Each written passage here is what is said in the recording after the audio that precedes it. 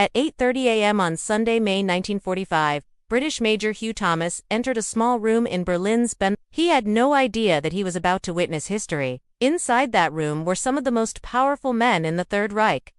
But they weren't there to meet with Hitler.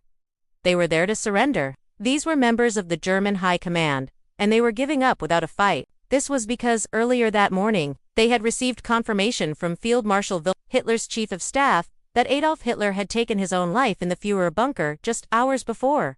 The war in Europe was effectively over. But how did this news get to the Germans so quickly? It turns out it was thanks to a book, a very specific book, and it all started with the Polish shoe salesman. It all began in December of 1943, when a representative from the British government, Major Hugh Thomas, visited the Polish city of Krakow. His job was to assess whether Poland could be useful to the Allies in their ongoing fight against the Germans. At the time, the city was under Nazi occupation, but there was a group of Polish scholars who were secretly hiding books and documents in a vault beneath the Jagiellonian University Library, and those books contained valuable intelligence that could help the Allies win the war. The Germans didn't know about this secret stash, but they did know that there was something valuable being kept in the library, so they put it under close watch. They even stationed an armed guard right outside the front door. But this actually worked in the Allies' favor, because if the Germans knew that people were trying to sneak into the library, they would have been suspicious of anyone trying to do so. So Thomas struck up a friendship with the librarian,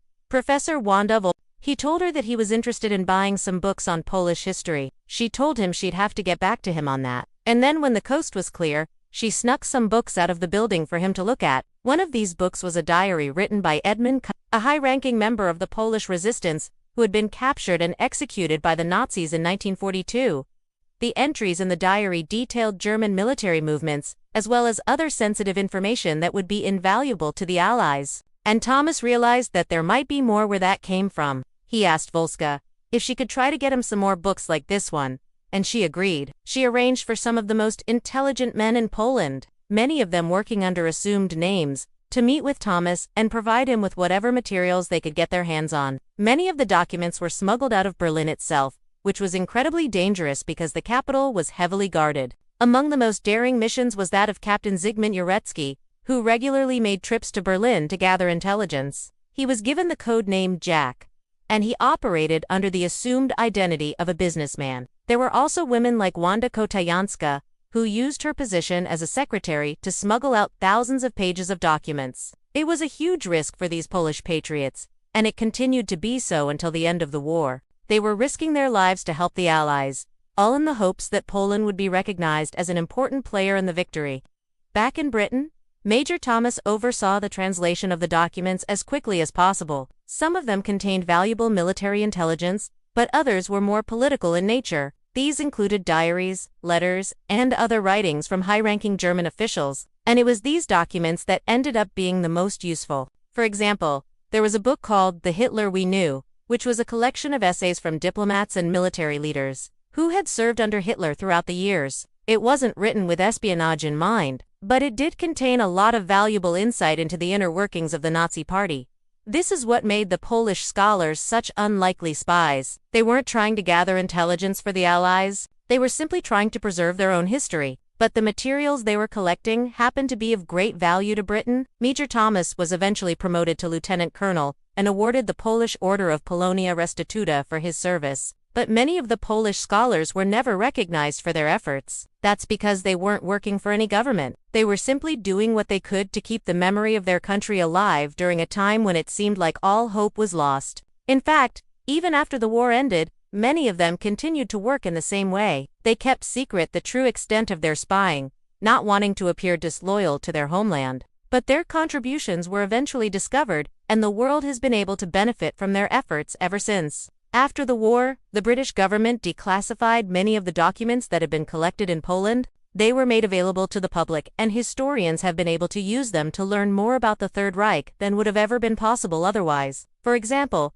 there are documents detailing the inner workings of the Nazi Party, including minutes from meetings between Hitler and his top advisors. There are also reports on the atrocities committed by the Nazis, as well as evidence of their war crimes. It's hard to overstate the importance of these documents. They helped us to understand the rise of Nazism and the Holocaust in ways that we never could have before. And it all came from a group of unlikely spies. Throughout the war, the Polish scholars and librarians continued to gather intelligence for the Allies. They sent messages to London with information on German troop movements, weapons development, and even Hitler's plans for a post-war world. Their network was incredibly efficient, and they were able to get their messages out despite the constant threat of detection. This was partly because they had the element of surprise on their side. The Germans simply didn't know that these Polish intellectuals were spying on them. But it was also because the scholars were so dedicated to their cause. They risked their lives to keep the memory of their country alive, and they were willing to do whatever it took to succeed in their mission. As the war drew to a close,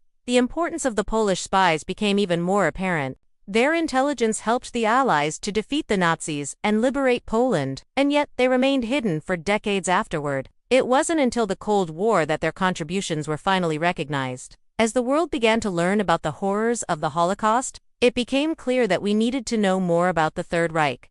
The Polish spies provided us with that knowledge. They gave us a window into the minds of the Nazis and helped us to understand how such a terrible regime could have come to power. Their legacy lives on today. The documents that they gathered are still being used by historians, and the stories of their bravery continue to be told. Perhaps most importantly, the Polish spies remind us that good can come from unexpected sources. In the darkest days of World War II, when it seemed like the Nazis would never be defeated, a group of ordinary people in Poland rose to the challenge. They risked their lives to fight back against the oppressors, and ultimately helped to win the war. We may never know all of the secrets that these brave men and women uncovered, but we do know that they made an invaluable contribution to our understanding of one of the most important events in human history. The Polish spies of World War II may not have been the most famous heroes of the era, but they were certainly among the most important. If you enjoyed this video, please leave a like and subscribe for more content. Thank you for watching.